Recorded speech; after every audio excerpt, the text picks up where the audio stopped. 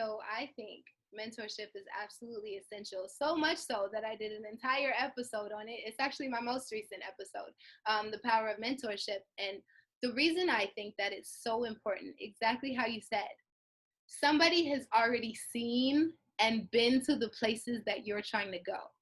And I think the only issue with mentorship is that there are a lot of people who pose as mentors or coaches, but they're not actually doing the things that they're telling you. And so we go in search of these mentors and we try to take advice from them, but they're not actually on the field playing the game. And so the advice that they're giving is not necessarily the key that you need on your own journey. So when you're seeking out a mentor, you have to make sure that they're currently doing the things that they're speaking about and they're currently in the place that you want to be. And another, I guess, side of mentorship is that it doesn't have to be a person.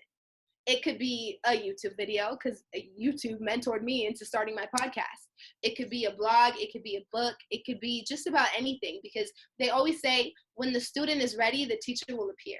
So as soon as you've decided and you've made the decision that you're about to take the next step in whatever that looks like for you, then your teacher or your mentor is going to show up in, could be the most unexpected form.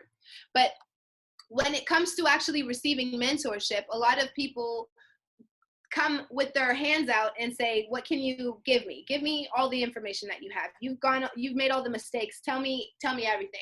And we don't come from a place of, what can I give? How can I contribute? And so for me, my first mentors obviously was like, your parents, your teachers, etc. But when I really understood and was able to define mentorship was about 2.5 years ago at your networking event, where I was able to meet Mr. Byron Nelson. And that's when I understood that in order to receive true value from a mentor, you have to be able to put something on the table and say, this is what I can offer. I'm not just coming here empty-handed. I'm not just saying, give me all you've got. I can show you how I can either build into your vision or how I can add some kind of value, how I can make your journey easier if you're able to give me just a little glimpse into what you've already seen, because I want to do what you're doing.